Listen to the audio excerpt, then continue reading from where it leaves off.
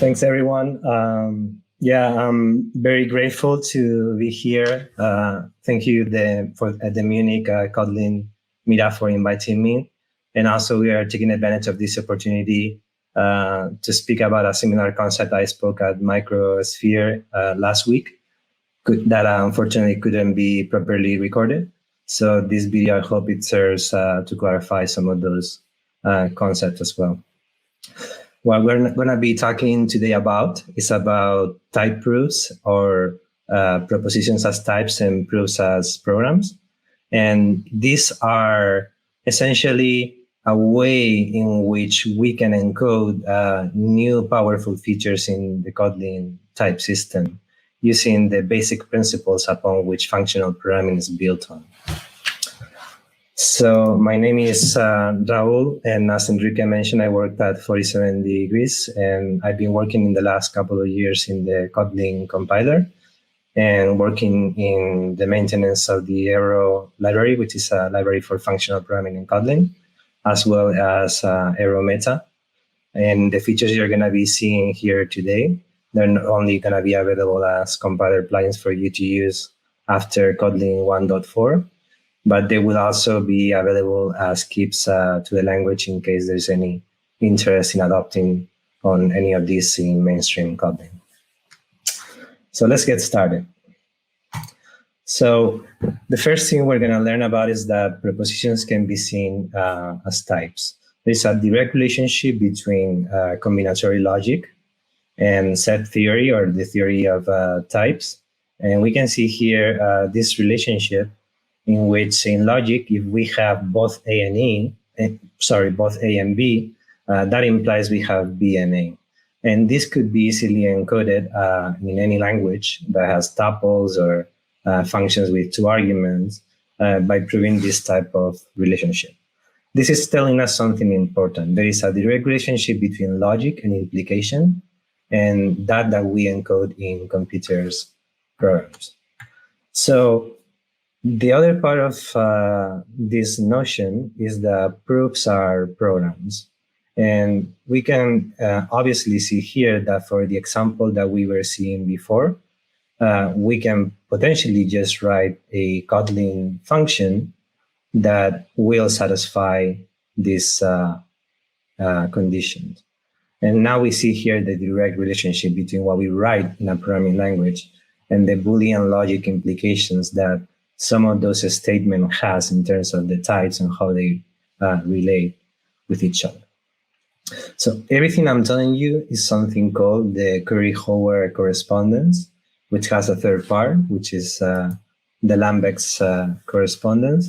And this correspondence is basically nothing but saying that there is a direct relationship between logic or set theory and also category theory.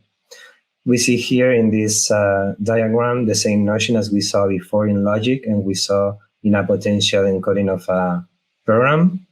We see here in terms of category theory. If we notice there is A, B, and we can call those objects. Those objects represent types in the category of the Kotlin type system, and they have arrow drawn from them that show the same relationships we are seeing above. If we have both A and B, we can obtain B or A, but we can also obtain B and A. So this might sound a little cryptic, but it's going to make a lot of sense very soon once we get to the most important part, which is implication. So there is some of these rules that we are seeing, they manifest themselves in many parts of the language. For example, the one we said that A and B, we can see that encoded in a language like Kotlin as a data class for a tuple or a pair. We can see the one for the introduction that if we have A and B, therefore we have A and B as an implication, that is our constructor. And then by elimination, each one of the fields that will access these values in the type system. So we yet see more the relationships between what people are using in logic and people are using in other parts of type and set theory in what we actually encode in our languages such as Kotlin. But the most important one of them all is that in Kotlin, subtyping can be seen as an implication. If you notice in the diagram above, you can see what we will look like a standard subtype Kotlin hierarchy, or that of any other language like Java or perhaps Scala that supports subtyping. So we have on the top a number, and then we have other subtypes of that number. But here comes the challenge. Some of these types cannot be extended because they are final. They are sealed, like in this case, int. This relationship of positive int and negative int will never be possible because int is a sealed type that is either in the standard library or in the JDK. And these types are final, but they cannot be extended. So while subtyping is the same as implication in logic in terms of Kotlin, we know by the Curry-Howard correspondence that this rule of implication is not that of per se that it has to be through a subtype relationship, but also that a function can bridge that gap. That is, if we have a function that takes us from positive int to int, we can potentially ad hoc enhance these types to give them new meanings. And this is what we're going to see today with these demonstrations. In this example with code, we can see here that there is a third-party model for an account, has an abstract interface called combine. And this abstract interface will be expressed basically what in functional programming people call monoid, in which it has an empty value or an entity empty value, and also it has an association like plus to combine. And then we can prove the account can actually implement the combination through an external proof or interface or class, which is not actually extending directly combine. In this case, we can also prove that the account can acquire the behaviors of combined account and the behavior of the constructors of the interface account. And we see here that it's failing because there's no real proof that those functions are as such. The new type proof system, as you see here, extends, we can use the extension annotation to project all of the members of combine directly over account. And now those members become available immediately over syntax over any of the types. This allows us to replace subtype relationships by composition where needed. Providing a proof, you can go from one type to another. And this system collaborates with the Kotlin type checker as a compiler plugin to pretty much give you what you're seeing here is a more powerful ability than type classes themselves, but is the notion of drawing any arbitrary arrows from any two types to project extension behaviors from one type to another. The next feature we're going to be looking into, it's going to be union types. So union types, we can think of them as the potential choice of a value of either two types. In this case, we are choosing either an int or a character. So we can see when we create a union that the actual inhabitants of this potential expression might contain all the range of values that characters have, as well as all the range of values that integers may have. So what does it look like, for example, in code?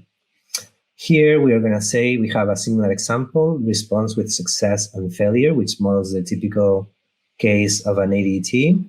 And we are having a union to type.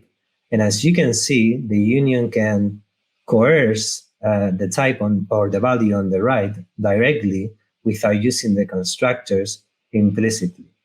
This is because we have provided yet proofs that any value in a polymorphic context like A, in this case is success, can go to the first position of a union given there is a proof that you saw expanded before when we were seeing first and second in the animation.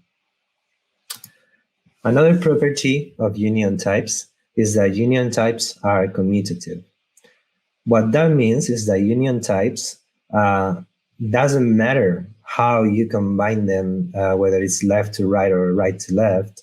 If you have a union of an int or characters, and if you have a union of characters or ints, it ends up being the same.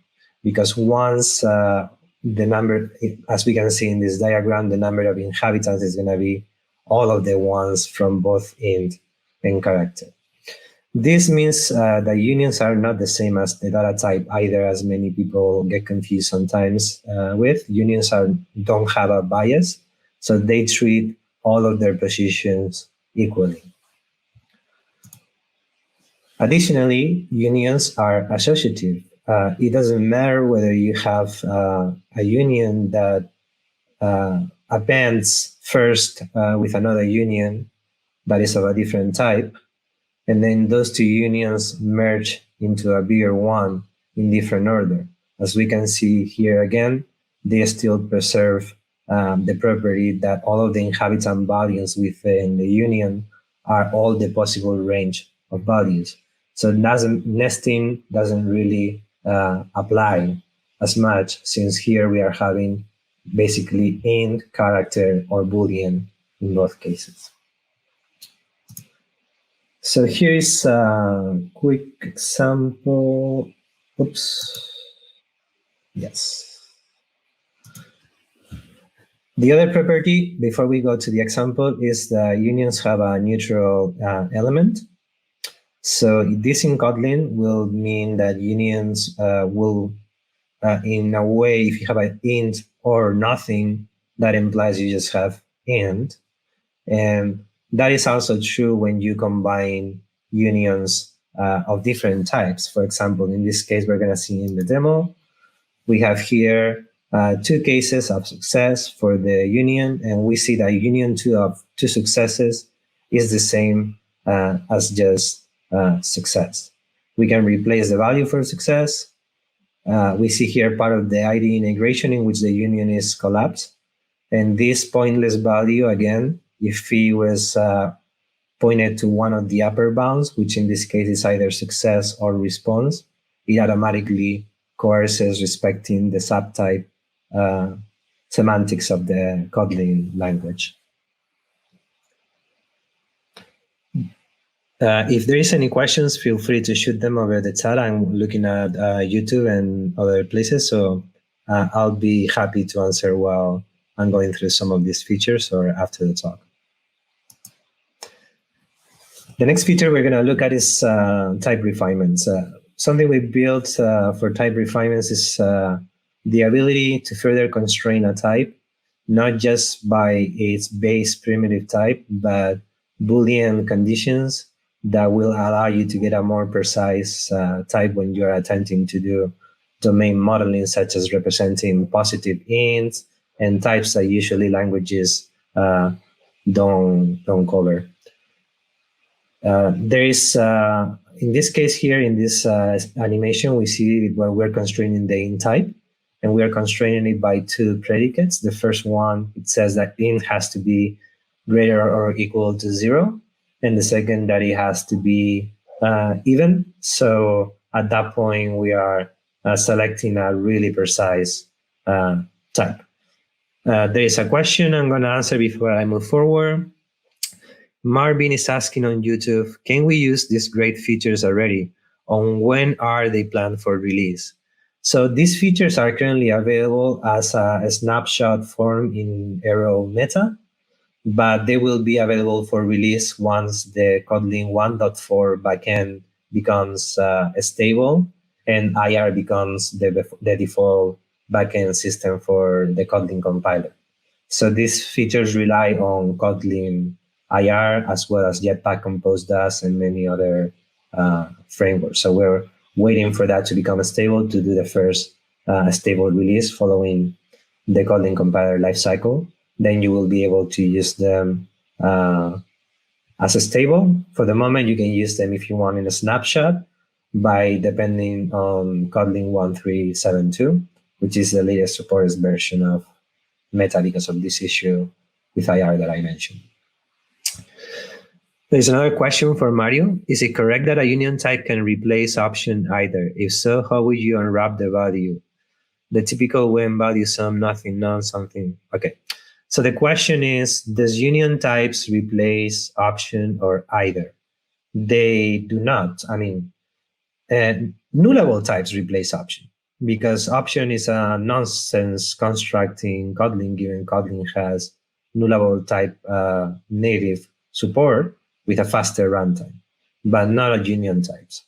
If union types were introduced in Kotlin, they wouldn't be introduced potentially in the type system hierarchy, which implies that a nullable is the same as a or null.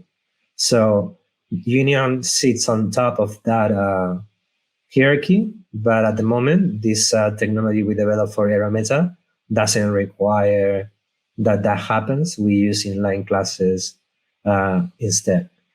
So they don't replace either because either is a right bias data type. That means it's mean for you to use things like flat map and the kind of the kind of functions that allow you to compute monadically over structures.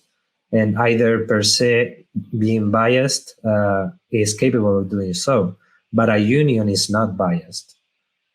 You can make it biased if you add some extension functions, but it will be up to you to decide what the bias side is. Is it the first, the second, the third, or the 22nd argument, since there is up to union 20?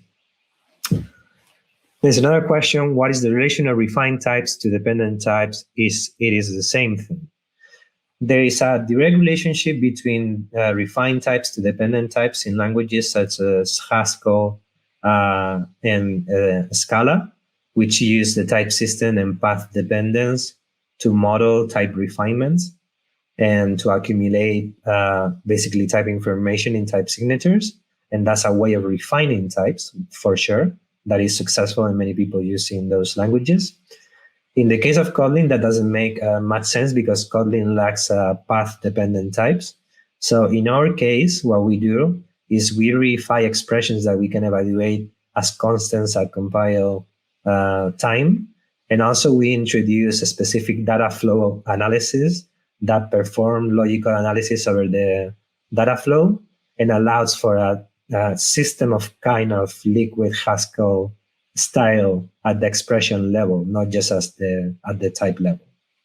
So it's a different approach, but they both serve the same purpose, and this could have been accomplished with path-dependent types if Kotlin had it. I hope that answers the questions. So now that we've seen this refined type example, let's take a quick look into what does it mean when we are refining a type. So see, if we're refining a type like this one and our expression says it has to be bigger or equal than 0, we can observe that the input here, if valid, it will be going through just fine. And then the data flow analysis will know from here on that this value is an integer that is bigger or equal to 0, therefore making it safe for other expressions that act on positive integers to be safe without actually having to wrap or check further in the path. So how does it look like? Let's take a quick look. In this example, this is a different domain and model. We are modeling calls to a remote API where we have some things. We have a key, and the key has some constraints. It has to be of size 56, and it has to be alphanumeric. So we can see here that we can use the refinement annotation over an inline class, and then we can specify each one of the predicates using the standard library. And that's the biggest difference with the type level approach that it was asked before. Here we're using the standard library APIs to actually refine our types. And we are able to evaluate these expressions as long as they're pure within the compiler context in the compiler cycle. So we can capture whenever you're calling a constructor or something that is unsafe, as we will see in a little bit. Here's another example. This API, because we are using the free key, we cannot do more than a couple of requests in parallel. So here we're yet adding another predicate. And in this predicate, we are constraining that the only range of value has to be 1 or 2, which is what we can use in the free API. So we are using the enhanced type max request, which is an inline class and has potentially minimal cost. For most cases, $1. For some others, it will have to, but it still gives us a super lean runtime, which is verified and checked at compile time. And finally, here's another example showing the powerful things of this API. Here, we're not just using the standard library, but a full-blown mastodontic regular expression that we have deemed appropriate as what a URL means to us, because we didn't want to use the JavaNet URL constructor since it's side-effective and blows up on invalid URLs. So we are instead at compile time verifying construction of these URLs of the configuration. They're always correct and nobody is actually passing in the wrong way. So when a refine type fails to run, there can be many reasons why this happened. One of the reasons might be because the value is out of range, and sometimes we just might not be able to check that the value is out of range at compile time, because instead of being a constant value, it might be referring to a dynamic value that comes from a database, an endpoints, or who knows, right? So in this case, refine types give you also a runtime API, and this runtime API ensures that whenever you take a runtime value, you always get back a nullable type. So you get null if invalid, or the value if valid.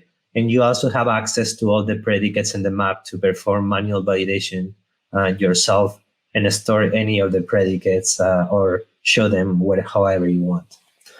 There seems to be another question. Are there any limitations to what kind of refinements can be done?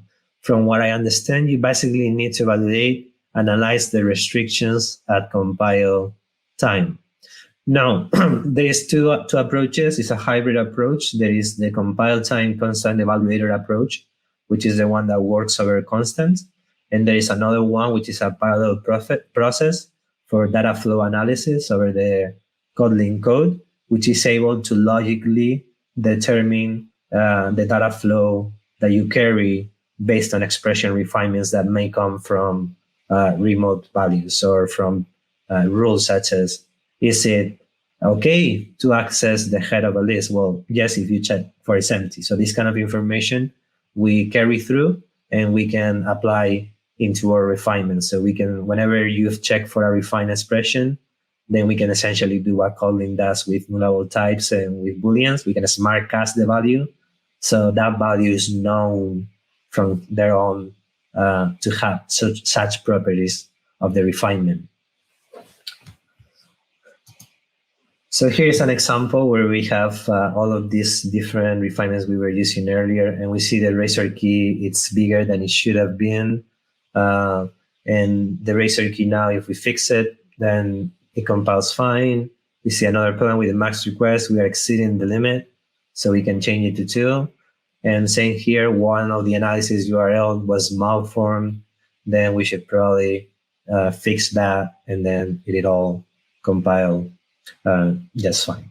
So this essentially proves that you can constrain the construction of objects based on type refinements that help you model types in a much more advanced and better way than using int, a string to model IDs and things that are probably in a much constrained range than the types that most of us use from the standard library.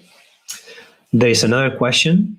Can constructor of these inline classes be made private so validation always happen?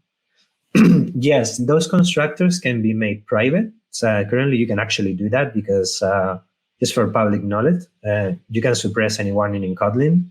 So if you get an error for having a private constructor in the class, you can suppress that warning and test if in use case it's gonna work or not. There might be use cases where that might blow up if someone is checking the visibility of that for any purpose. but in whatever case, those can be made private. Also, type refinements are not bound to inline classes.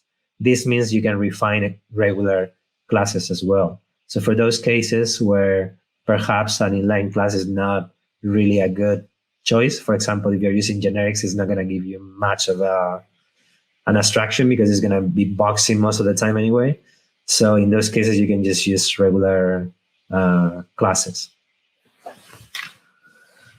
Okay, so this covers type refinements, and the next thing we're gonna be talking about is about given, implicit, and how we have implemented those in Kotlin and how these differ from the ones in Scala. So we've implemented a version of given implicit resolution, which this implies is that you can have a function, and this function may have an arbitrary number of implicit declared arguments. In this case, the argument A is implicitly declared, and the compiler, instead of asking the user to provide it, will try to find a coherent value in the global scope that satisfies the function. This means that you can essentially call the function just providing the argument B, and the compiler can automatically find A for you, and will allow you to write more succinct DSLs and less boilerplate. So as always, when we provide a mechanism for the compiler to figure out something, we also provide a way for users to manually overwrite it if they wish to. And in this case, for any of these given implicits that the compiler finds, you can always, as a user, pass an explicit argument, in which case the compiler will accept your explicit argument and not perform any resolution finding the coherent value in the environment. What this implies as a feature is that this is effectively a dependency injection. And it's dependency injection that supports as provider styles, classes, values, objects, top-level functions, and so on. And not only supports all of those declarations of Kotlin as providers for the value of your coherent type, but it also does not require constructor or setter or any kind of injection at the declaration level. It works at the expression level, which means that you can implicitly summon any of these coherent values wherever you want. Additionally, if you are familiar with perhaps other languages or frameworks, you'll notice this word coherence. So what this basically means is that if someone is the owner of the type A or B or any type, we want those people to be the ones publishing the information for those types in the ecosystem, because they might be the one that are adding the extensions, and those will have prevalence over the ones that you have locally. But as a user, you can always provide an implicit and internal override.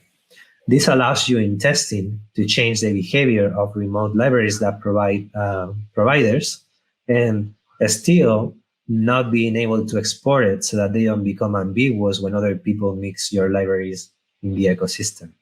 So all of these internal overrides that you provide for third-party libraries, you can use in your local modules, but you won't be able to export yourself for others to consume. For all the data types you create, then you will be able to export for others to consume, and those will be the ones chosen for the compiler when we resolve the values. And here's a couple of examples of that.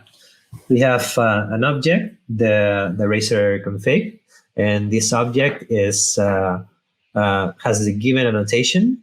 The given annotation is basically flagging this function as a provider for the type racer config, and it's going to give us a value that we want in our application based on two other values.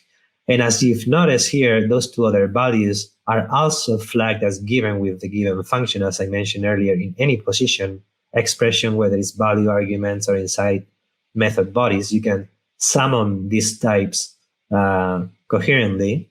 And here, what we are seeing is that the entire racer config will actually become materialized automatically if we also provide given key and given max parallel request as types. And then we can also see that not only just those simple configuration files, but other more complex files, like in this case, it's a full-blown implementation service. We are here stating that this class provider is the provider for the NLP service. So anytime anyone wants the NLP service, as we're going to see in a second, they can just summon this value, and the compiler will find the Razor NLP service and inject it automatically in your program. We can see here one of the final features, and these are coercion functions. Coercion functions are extremely powerful because what they do is like they shorten the path between two types, but make it invisible. In this case, we are here hiding the entire complexity of our application and implementation and services in a simple API that users can consume. This says, if I have a list of analysis URLs, I have a direct coercion to an NLP remote error or set of entities, which is what this API returns. And we can do it by injecting the NLP service and then just fetching the entities. This results in users, as you see in the bottom, we have now the key and the max parallel requests as providers for our program. And then we have entities still called explicitly. We see that it returns a union, but we can see also that when we make entities implicit, which is one of the recommendations, then the API coerces automatically, hiding the entire complexity of the program. So these are the same as extension functions as we saw earlier, where we project members, but in this case, we also project subtypes. So to finalize, I'm going to show you a small, very quick table that shows the theory behind some of these concepts and how we were be able to build this in Kotlin. So as we saw earlier, there is a direct relationship between logic, type theory, category theory, and something like the Kotlin type system or a language like Kotlin. And we can see here that these relationships allows us to find what Kotlin or these languages have associated on each case. And in this case, we see here that implication is associated to Kotlin in terms of extension, meaning a type extends another. But we also see in the Curry-Howard correspondence that this implication can be represented as a function from this type to the other type. And this is what all these proofs you've seen with given, coercion, refinement, and all those do. They define a bridge function between a type to another, so you can safely at compile time make that gap. And it's able to validate and cooperate with the Kotlin type checker so that your programs in Kotlin are 100% compatible without any changes, but you can still use these advanced features, and the code you generate is also compatible downstream without your users having to use the features. And that's all I have for today. I think I have one more questions. Let me see. Ivan is asking, only the owner can publish an implementation. A user cannot. Does this only apply to implicit usage? Can I explicitly use another user implementation? Yes, you can. So essentially, you can always overcome any limitation by declaring your own internal override that points to a different or a specific implementation. For example, in the event that someone will trick the system and will compile two binaries with colliding or ambiguous instances that will collide because, for example, two different libraries bring the syntax for a string that combine or monoid in this case provided. In that case, the user is advised that there is such collision, but that collision can be easily disambiguated by you just defining a new function that is internal and its implementation delegating to the one that you want to take precedence. Because internal overrides always take precedence over coherent global instances. I hope that answers the question, Iman. Cool. I don't know if there is any other questions.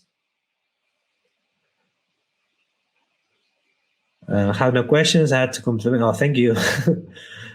All the animations and diagram help understanding the concepts. Okay, so yes, I want to say thank you first of all to everyone that made this presentation possible. This is a joint effort of the 47 Degrees Academy and the entire marketing team and all the coworkers at 47 Degrees that are helping us catalog and put together the best learning materials for functional programming and to get some of these more abstract concepts across easily.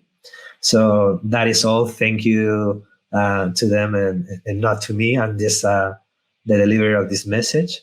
And also, I want to say that the work that you've seen on the type system, while I have been working the major of my time on it, it's also been the work of many others in the Aero Meta team.